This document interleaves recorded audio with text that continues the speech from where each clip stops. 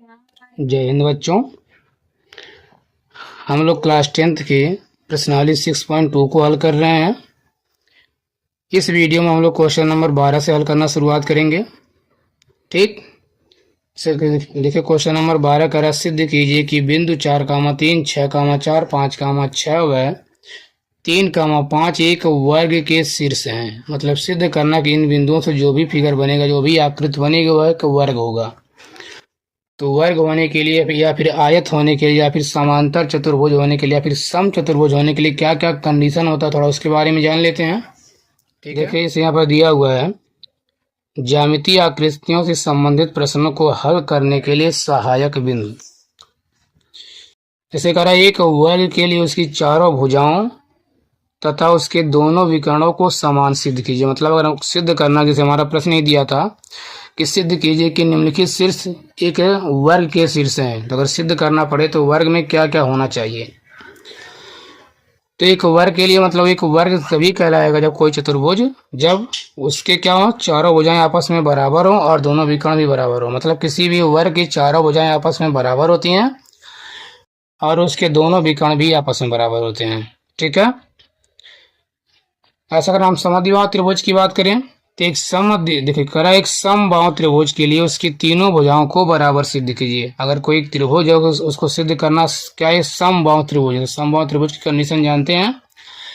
अगर किसी त्रिभुज की तीनों भुजाएं आपस में बराबर होंगे तो उसको हम कहेंगे समबाहु त्रिभुज, और अगर किसी त्रिभुज की दो भुजाएं आपस में बराबर है तो समद्विबाहु त्रिभुज कहलाएगा। ठीक, ऐसा करा एक समांतर चतुर्भुज के लिए इसकी सम्मुख भुजाओं को समान तथा विकर्णों को असमान सिद्ध कीजिए। मतलब एक समांतर चतुर्भुज की क्या क्या प्रॉपर्टी होती है। तो एक समांतर चतुर्भुज के लिए इसकी सम्मुख भुजाओं को समान, मतलब एक समांतर चतुर्भुज की सम्मुख भुजाएं आपस में बराबर होती हैं लेकिन उसके दोनों विकर्ण आपस में बराबर नहीं होते हैं। आयत और समांतर चतुर्भुज में क्या इतना सा अंतर है। देखिए अगर हम बात करें आयत को, तो आयत की भी सम्मुख भुजाएं आपस में बराबर होती हैं। ऐसे ही समांतर चतुर्भुज की भी इसकी दोनों सम्मुख भुजाएं आपस में बराबर होती हैं, लेकिन दोनों में अंतर क्या है। तो आयत के दोनों विकर्ण तो आपस में बराबर होते हैं लेकिन समांतर चतुर्भुज के दोनों विकर्ण आपस में बराबर नहीं होते हैं। ठीक, तो अगर समांतर चतुर्भुज सिद्ध करना रहेगा तो उनकी सम्मुख भुजाओं को बराबर दिखाएंगे और उनको दोनों विकर्णों को क्या करेंगे, असमान सिद्ध करेंगे, मतलब बराबर नहीं दिखाएंगे। ऐसे ही अगर आयत सिद्ध करना है तो उसकी सम्मुख भुजाओं को बराबर होना चाहिए और उसके दोनों विकर्ण भी आपस में बराबर होने चाहिए। अगर दोनों विकर्ण बराबर हैं तब तो आयत बनेगा, अगर दोनों विकर्ण आपस में बराबर नहीं है तो समांतर चतुर्भुज बनेगा। ठीक, सेम ऐसे ही आता है सम चतुर्भुज। देखिए आयत से बनता है समांतर, वर्ग से बनता है सम चतुर्भुज। तो वर्ग में क्या था, उसकी चारों भुजाएं बराबर हो और दोनों विकर्ण भी बराबर हो। लेकिन सम चतुर्भुज में क्या होता है, सम चतुर्भुज की भी चारों भुजाएं आपस में तो बराबर होती हैं। देखिए करा सम चतुर्भुज के लिए चारों भुजाओं को समान तथा दोनों विकर्णों को असमान, मतलब इसके दोनों विकर्ण आपस में बराबर नहीं होते हैं। ठीक है, तो केवल चारों भुजाओं को हम बराबर दिखाकर नहीं बोल सकते कि ये वर्ग है कि सम चतुर्भुज है, क्योंकि दोनों की चारों भुजाएं आपस में बराबर होती हैं। तो भुजाओं को दिखाने के बाद फिर हम उनके विकर्ण को भी सिद्ध करेंगे। अगर दोनों विकर्ण आपस में बराबर आ रहे हैं तब तो वर्ग कहलाएगा, और अगर दोनों विकर्ण आपस में असमान है तब क्या कहलाएगा, तब वह कहलाएगा सम चतुर्भुज। ठीक,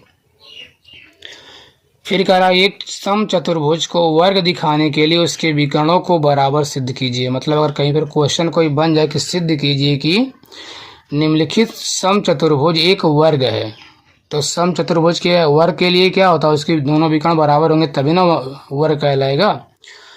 तो वही कह रहा है एक सम चतुर्भुज को वर्ग दिखाने के लिए उसके विकर्णों को बराबर सिद्ध कीजिए। मतलब उसके विकर्ण को भी हमको बराबर सिद्ध करना पड़ेगा। ठीक है, इन सारी प्रॉपर्टी को याद रखेंगे तभी हम अगले क्वेश्चन को हल कर सकते हैं। तो आते हैं अपने प्रश्न पे। हमारे प्रश्न में बोल रहा देखिए, करा सिद्ध कीजिए कि बिंदु 4,3, 6,4, 5,6 व 3,5 एक वर्ग के शीर्ष हैं। मतलब ये एक वर्ग बन रहा है। तो वर्ग के लिए कंडीशन पढ़े हैं। अगर मान लीजिए अपने समझने के लिए हम कोई फिगर ही ड्रा कर लेते हैं। ठीक है, ऐसे मान लेते हैं हमारा एक वर्ग है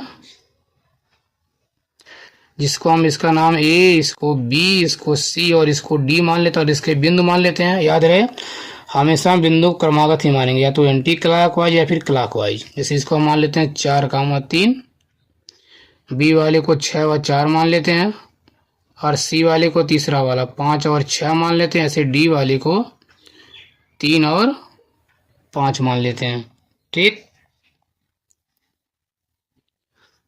अब देखिए यह एक वर्ग तभी कहलाएगा जब इसमें ए बी यानी ए बी बराबर बी सी बराबर सी डी बराबर ए डी हो, और साथ ही में अगर इसके दोनों विकर्ण भी आपस में बराबर होंगे। अगर हम यहाँ से विकर्ण ड्रा कर लेते हैं, ये विकर्ण ए सी और एक विकर्ण यहाँ से बन जाएगा बी डी। अगर ए सी बराबर बी डी है तब जाकर इसको हम एक वर्ग कह सकते हैं। ठीक, तो देखिए यहाँ पर लिख लेते हैं कि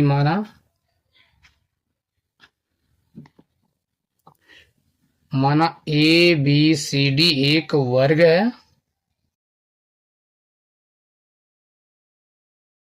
एक वर्ग है जिसके शीर्ष, ठीक, जिसके शीर्ष क्या ए को क्या माने 4, 3, बी जिसको माने 6, 4, सी 5, 6 तथा डी 3, 5 है। ऐसे मान सकते हैं कि हमने क्या किया, ए बी सी डी एक वर्ग मान लिया जिसके शीर्ष है ए बी सी और डी है। तो आइए देखते हैं, अब निकालते हैं ए बी, क्योंकि एक वर्ग तभी कहलाएगा जब इसकी सभी भुजाएं आपस में बराबर होंगी। तो पहले हम निकाल लेते हैं ए बी। ए बी का मतलब जान लीजिए ए और बी के बीच की दूरी, यानी फार्मूला यहाँ कौन सा लगाना, दूरी सूत्र वाला। तो ए और बी के बीच की दूरी निकालना है, तो निकालते हैं। दूरी का फार्मूला जानते हैं ना, x2 माइनस x1 का whole square plus y1 minus y2 minus y1 का होल स्क्वायर, या फिर कह सकते हैं कि रूट में होता है, रूट में x1 माइनस x2 का whole square plus y1 minus y2 का होल स्क्वायर। तो हमको निकालना ए और बी के बीच की दूरी, तो हम इसको इसको x1 y1 मान सकते हैं और इसको x2 y2 मान सकते हैं। ठीक है, तो देखिए तो हो जाएगा x1 और ये x2, तो होता है क्या x1 माइनस x2 का होल स्क्वायर। तो x1 के स्थान पे 4 है और माइनस x2 के स्थान पर 6, इसका बन जाएगा होल स्क्वायर प्लस, फिर बनता है y1 माइनस y2, तो y1 3 और y2 4 है, तो आ जाएगा 3 माइनस 4 का होल स्क्वायर। तो बराबर देखिए मैं डायरेक्टली यहाँ कर रहा हूँ, जब घटाएंगे 4 में से -6, चलिए एक बार हम दिखा देते हैं। यहाँ 4 माइनस 6 6 में से 4 गया तो आ जाएगा -2, इस पे पावर 2 हो जाएगा, फिर प्लस ऐसे -4 में से 3 गया तो आ जाएगा -1, इस पे भी पावर 2 लगा देंगे, तो बराबर क्या आ जाएगा, -2 का स्क्वायर करेंगे तो 4 और प्लस -1 का स्क्वायर करेंगे तो 1, तो बराबर क्या आ जाएगा, रूट में 4 और 1 5 आ जाएगा। ठीक है, अब ऐसे निकाल लेते हैं BC बराबर, तो BC बराबर B और C के बीच की दूरी निकालना है। तो ये 20 को B मान लेते हैं और ये वाला हमारा C है, इसको मान लेते हैं x1 y1, इसको मान सकते हैं x2 y2। तो x1 का मान 6 और y1 का मान 4, ऐसे x2 का मान 5 और y1 का मान 6। तो होता है क्या x1 माइनस x2, तो x1 6 है और माइनस x2 5 आ जाएगा, इसका होल स्क्वायर प्लस फिर होता है y1 माइनस y2।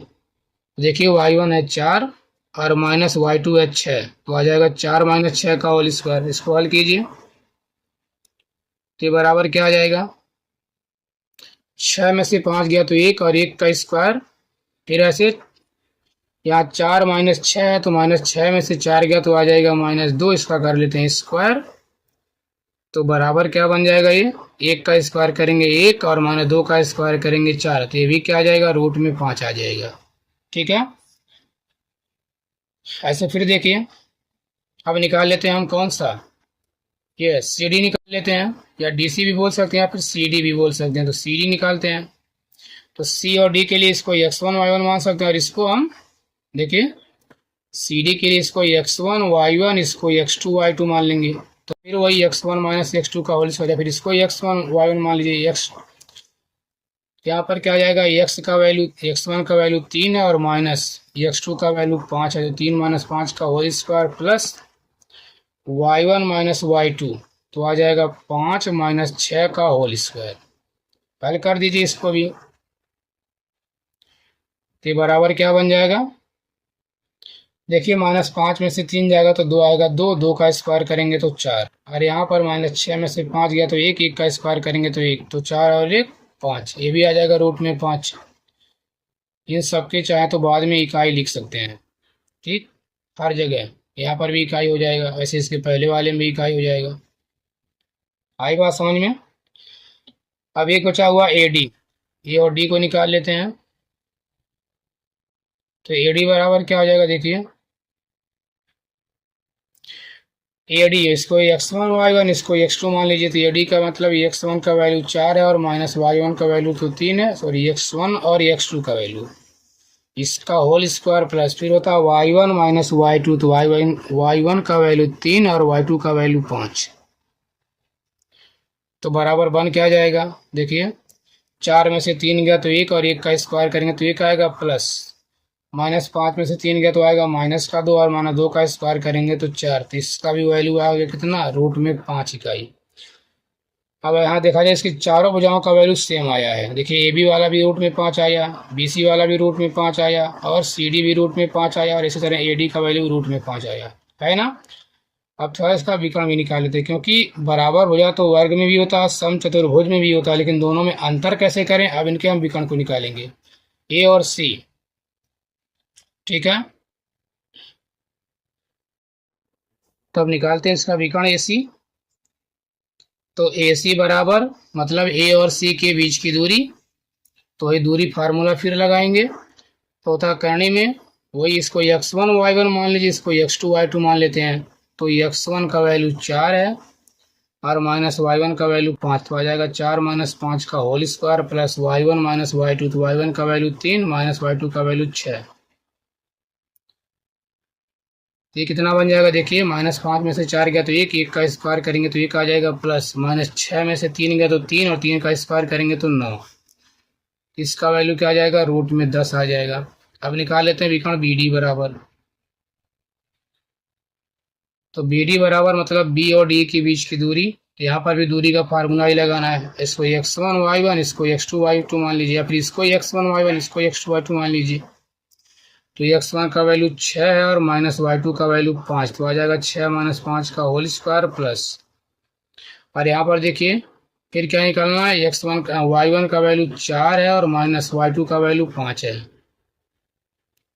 अब इसको हल करते हैं, तो 6 में से 5 गया तो 1 1 का स्क्वायर करें तो 1 आ जाएगा, ऐसे यहाँ पर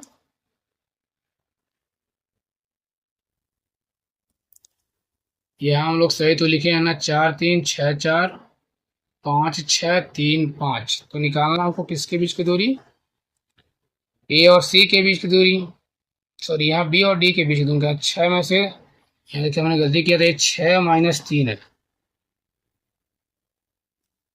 ठीक है। तो 6 में से 3 गया तो 3 और 3 का स्क्वायर करेंगे तो ये 9 बनेगा, और यहाँ पर -5 में से 4 गया तो 1 और 1 का स्क्वायर करेंगे तो 1, ये बराबर कितना आ गया, रूट में 10। यहाँ देखिए दोनों विकर्ण बराबर आ गए, ठीक है। तो सीधे करना था, यहाँ लिखेंगे चूंकि ये वाला क्या, यहाँ चाहे तो यहाँ सामने विकर्ण लिख सकते हैं, विकर्ण ए सी बराबर, ठीक है। अब यहाँ लिख सकते हैं चूंकि ए बी सी डी एक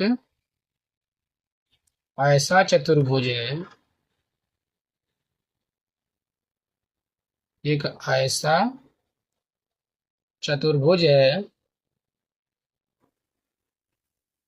क्या हो जाएगा, जिसकी सभी भुजाएं, जिसकी सभी भुजाएं, जिसकी सभी भुजाएं तथा विकर्ण,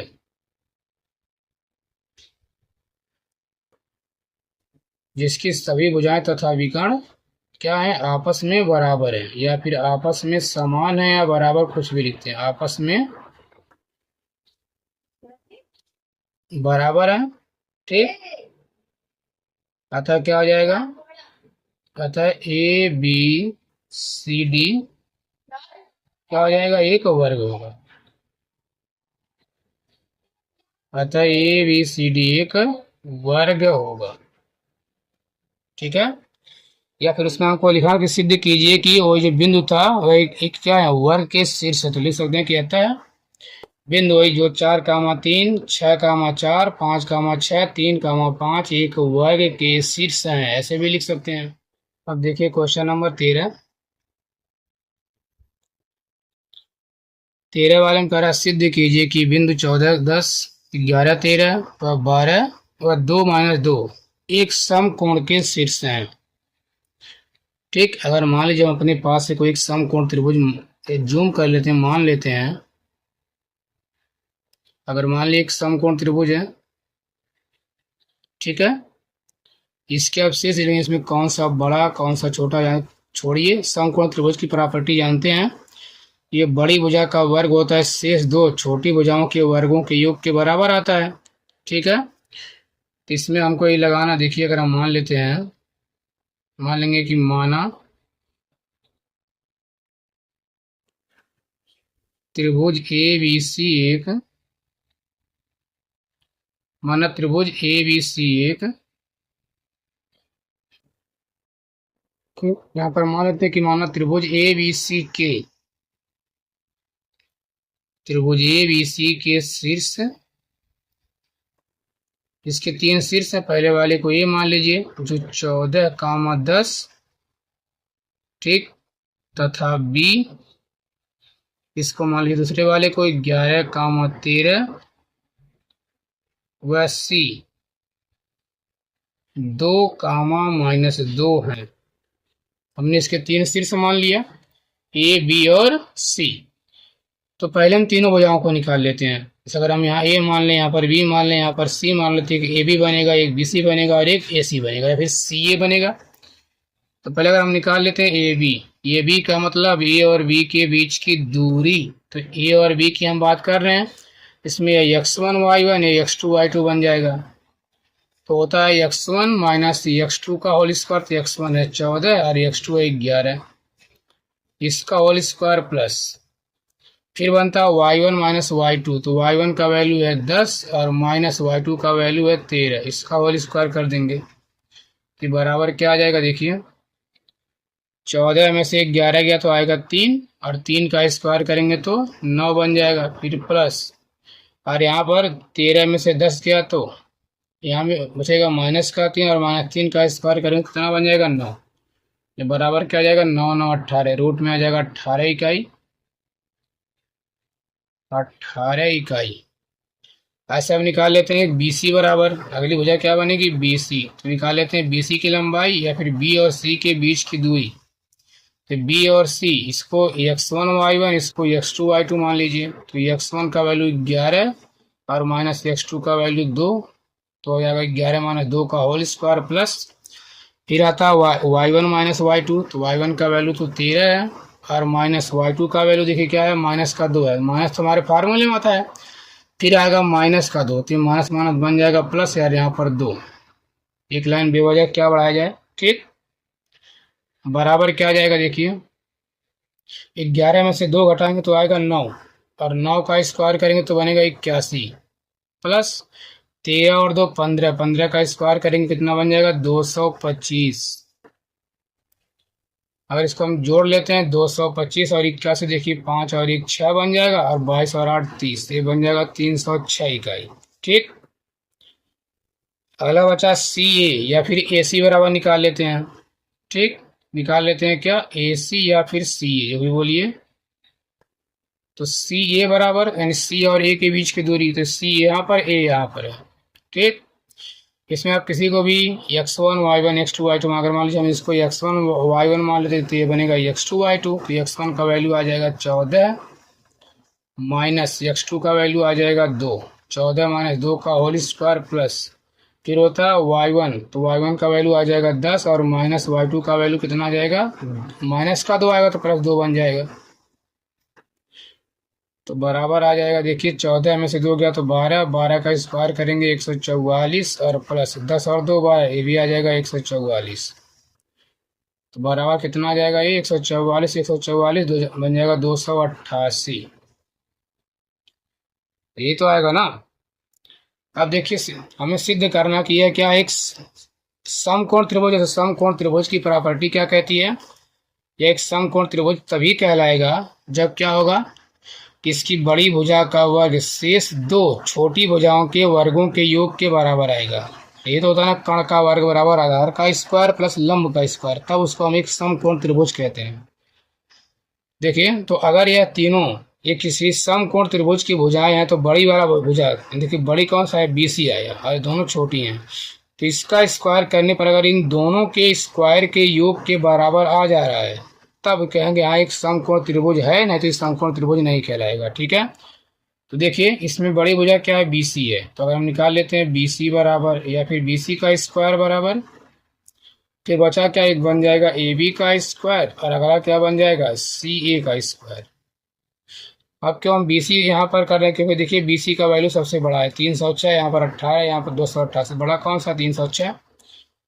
ठीक, तो अगर हम BC का मान रखें तो BC का मान होता है 306, इस पर स्क्वायर तो स्क्वायर लगा दीजिए बराबर AB का वैल्यू, AB का वैल्यू रूट में 18 इसका स्क्वायर प्लस CA का वैल्यू यह आ जाएगा रूट में 88 इसका स्क्वायर।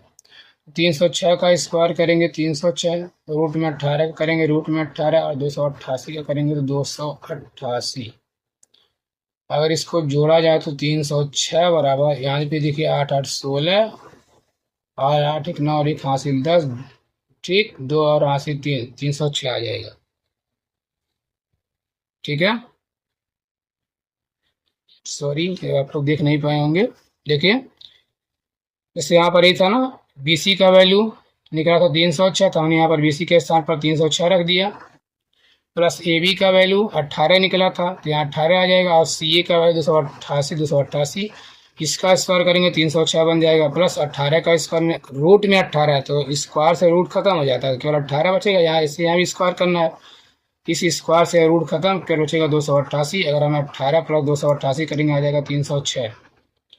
यहाँ पर सिद्ध क्या हो रहा है कि बड़ी भुजा का वर्ग है शेष दो छोटी भुजाओं के वर्गों के योग के बराबर है, इसलिए क्या बन जाएगा, समकोण त्रिभुज बन जाएगा। यहाँ लिख सकते हैं चूंकि, लिख सकते हैं क्या, बड़ी भुजा का वर्ग